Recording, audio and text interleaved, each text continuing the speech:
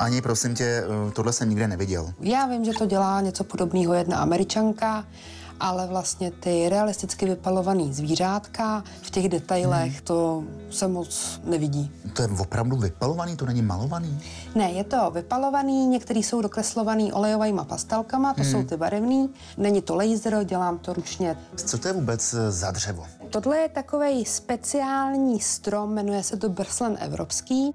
Je vlastně světlonký, takže na tomto vypálení je dobře vidět. No a jak ty šperky teda vznikají? Já si vlastně vezmu kus stromu, z něj si říznu nějaký tvar, který chci, aby to dřívko mělo, pak si to ručně dobrousím, pak si tam nakreslím ten motiv tužkou a začnu vypalovat. Takhle snadný to je.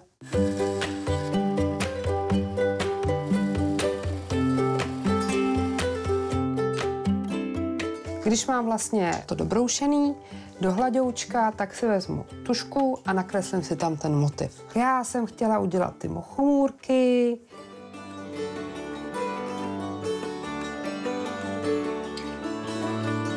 Teďka máme nakresleno a já si teďka beru úplně ten nejjemnější hrot, který mám, ten maličkatej.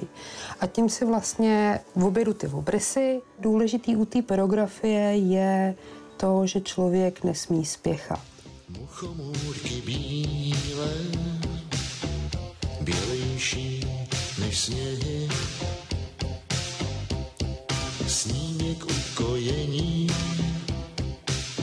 své potřeby něhy. Vezmu si zase jiný hrot, teďka je to větší kulička, přidám si trochu na teplotě. A vlastně se tady budu věnovat tomu velkému kloboučku. Je hrozně důležitý se soustředit vlastně na světla a stíny.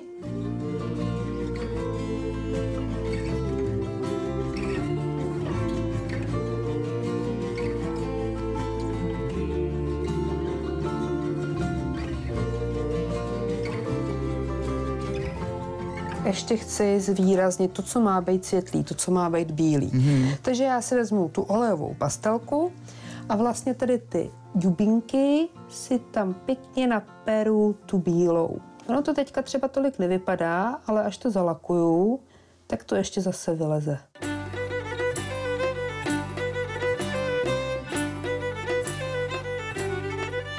Tak vlastně přívěsek je hotovej. Ukáž, no, teda muchomůrky jako z pohádky.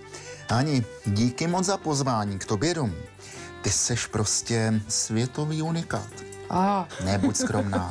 No tak tě pasuji na dnešního Prima Kotila. Tady máš samolepku. Děkuju, do tvé Láďo. tvořivé dílny. Prima. To je krása. Odznak. Placička. Triko.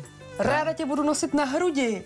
A až si přestaneš hrát s těma šperkama, tak si můžeš zahrát se mnou třeba tuto hru. Wow. Tak děkuju moc krát, Láďo. Prima Advent ti přeju. Tobě taky a díky, že jste přijeli. Rádo se stalo, prosím tě.